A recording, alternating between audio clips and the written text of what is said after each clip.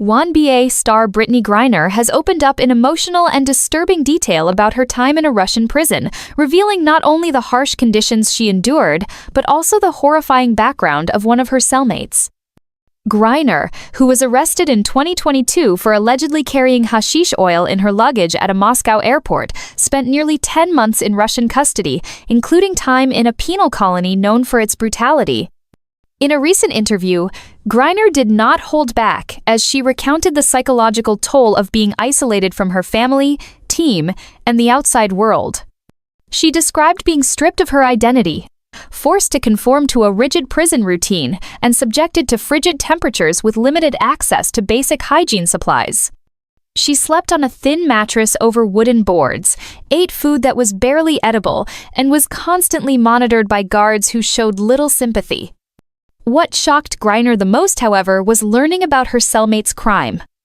According to Griner, her cellmate was a woman convicted of a particularly grotesque act of violence, a detail that left the basketball star shaken. While Griner did not specify the crime in full, she described it as sickening and beyond anything I had ever heard before.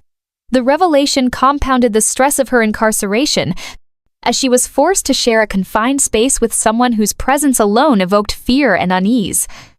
Griner spoke of the emotional strain and mental exhaustion that came from trying to survive day by day under such intense conditions.